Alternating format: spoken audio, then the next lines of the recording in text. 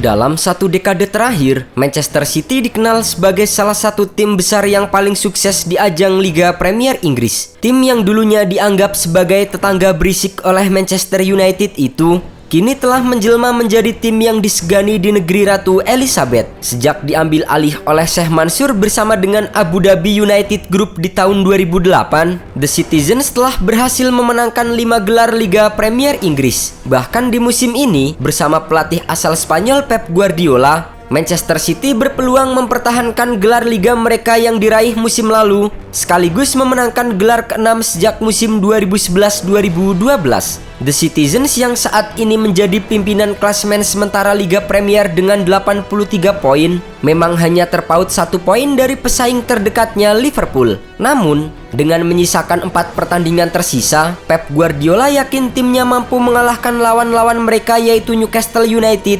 Wolverhampton, West Ham United, dan juga Aston Villa. Sisa 4 itu ada di tangan kami. Kami menang dari mereka semua dan kami akan menjadi juara. Namun sayang, kesuksesan Manchester City di kompetisi domestik belum mampu diimbangi dengan prestasi mereka di panggung Eropa. Meski tak pernah absen dari turnamen Liga Champions, namun klub yang bermarkas di Stadion Etihad itu belum sekalipun merasakan gelar juara. Prestasi terbaik Manchester City hanya mampu finish sebagai runner-up di Liga Champions musim 2020-2021. Saat itu, Kevin De Bruyne yang menjadi juara Liga Inggris justru takluk atas rival senegara mereka dari ibu kota London, Chelsea. Di Liga Champions musim ini, Manchester City sebenarnya berpeluang besar membayar kegagalan mereka di final musim lalu. Setelah unggul agregat 4-3 atas Real Madrid di pertemuan leg pertama babak semifinal, Manchester City sebenarnya sudah menapakkan satu kaki mereka di partai final saat Riyad Mahrez mencetak gol untuk menambah agregat menjadi 5-3. Namun sangat disayangkan, saat memasuki menit akhir pertandingan, anak asuh Pep Guardiola justru mulai kehilangan fokus. Alhasil, Madrid berhasil mencetak 2 gol hanya dalam waktu 2 menit di masa injury time. Sempat bermain di babak tambahan, namun akhirnya City benar-benar dihukum setelah Karim Benzema berhasil mencetak gol lewat titik putih.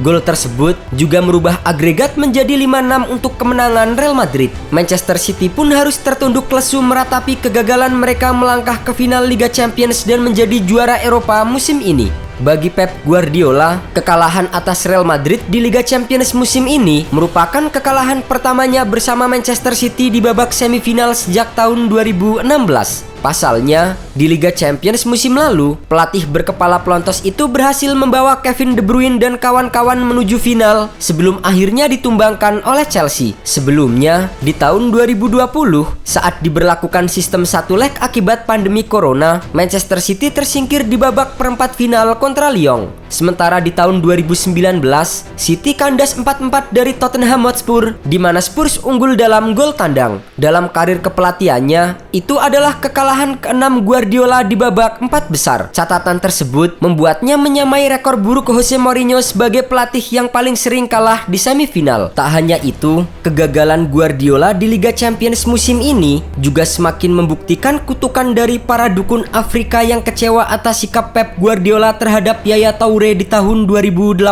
lalu. Saat itu, mereka merasa kecewa dengan cara Guardiola memperlakukan Yaya Toure yang sudah menjadi tulang punggung Manchester City bertahun-tahun. Ketika memperlakukan Yaya, legenda klub seperti yang Guardiola lakukan, itu berarti dia membuat seluruh Afrika menjadi lawan dirinya dan klub Manchester City. Saya yakin dukun Afrika tidak akan membiarkan dia memenangkan Liga Champions. Hal itu seperti orang-orang Afrika mengutuknya. Hidup akan menunjukkan apakah saya benar atau salah. Komentar tersebut kemudian kembali mencuat seiring dengan kegagalan Guardiola membawa City masuk ke final Liga Champions musim ini. Banyak penggemar sepak bola yang mengaitkan kegagalan Guardiola dengan komentar seluk. Termasuk diantaranya adalah usulan untuk meminta maaf kepada Yaya Toure. Akibatnya, posisi mantan pelatih Barcelona kini mulai terancam. Kegagalan Pep Guardiola membawa Manchester City juara Liga Champions musim ini membuat posisi mantan pelatih Barcelona itu mulai terancam. Pasalnya, meski berkali-kali menjuarai Liga Premier, bagi Sheikh Mansour trofi Eropa adalah yang utama. Apalagi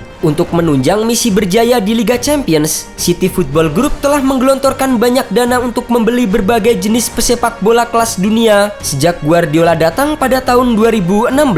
Dewan direksi perlu mengevaluasi kembali posisi Guardiola. Kami membutuhkan pelatih yang menang di level ini. Kami telah melakukan segalanya di level domestik, tapi kami tidak bisa melakukannya di Liga Champions. Meski di Liga Inggris Manchester City masih berada di puncak klasemen, namun kekalahan atas Real Madrid bisa mempengaruhi mental pemain. Bahkan bukan tidak mungkin The Citizens bisa tersandung dan disalip Liverpool. Kami butuh 1 atau 2 hari untuk menerima kekalahan, tapi kami akan bangkit. Kami akan bangkit. Kami akan melakukannya dengan orang-orang kami. Kami melakukan semua yang kami bisa. Kami sangat dekat, tapi pada akhirnya kami tidak bisa melakukannya. Saya pernah mengalami kekalahan buruk di Liga Champions sebelumnya, seperti Barcelona melawan Chelsea ketika kami memainkan 2 pertandingan luar biasa dan tidak bisa mencapai final. Tapi ya, itu sulit. Kita tidak bisa menyangkalnya. Meski begitu, jika dilihat dari performa Manchester City saat ini, nasib Pep Guardiola masih dinilai berada pada posisi aman. Sangat sulit untuk menggantikan peran dari pelatih asal Spanyol itu. Namun sekali lagi,